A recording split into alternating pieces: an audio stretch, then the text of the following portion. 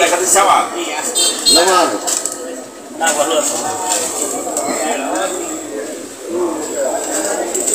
কবে আজকে আজকে লেখা দেওয়ার কথা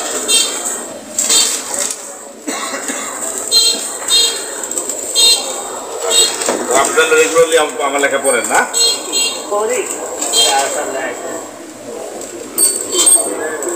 দোয়া করে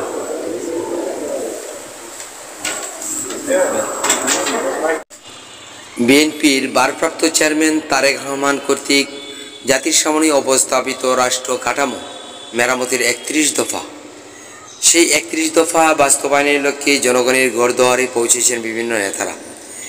তার মধ্যে নান্দাইল উপজেলার শীর্ষস্থানীয় নেতা brigadier general doctor A K M. Shamsul Islam তিনিও পৌঁছেছেন জনদুয়ারে এক গণসংযোগে।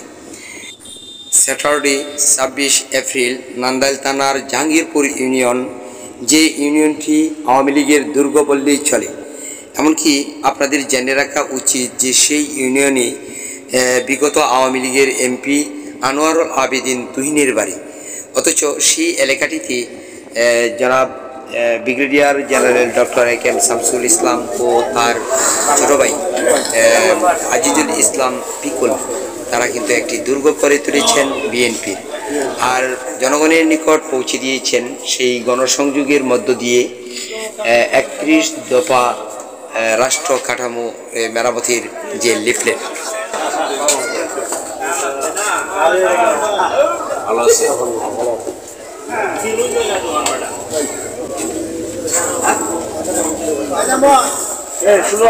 সামনে গাড়িতে বলে নিতে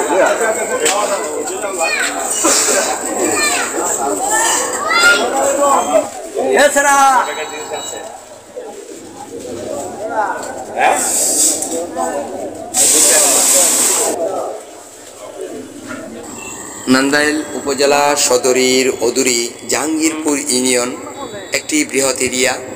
সেই এরিয়াটি প্রদক্ষিণ করতে করতে প্রায় সন্ধে গনিয়ে আসে, আর এ সময় ছুটে চলছিল নেতাকর্মীরা জনাব ব্রিগেডিয়ার শামসুল ইসলাম সূর্যকে নিয়ে গণসংযোগী মনোযোগী হয়ে তারা এলাকার বৃহৎ ছোট বড় হাট বাজার, এমনকি বিভিন্ন মোড়ের দোকানপাট, স্কুল কলেজ যেখানেই জনগণ পেয়েছে সেখানেই থেমে থেমে এই তারেক রহমানের ৩১ দফা রাষ্ট্র কাঠামো মেরামতির যে লিফলেট তা বিতরণ করেছে। তৎসঙ্গে জনগণের সহিত কৌশল বিনিময় করেন, এমনকি তাদের খোঁজখবর নেন, জড়িয়ে ধরেন অনেককে বুকের মাঝে।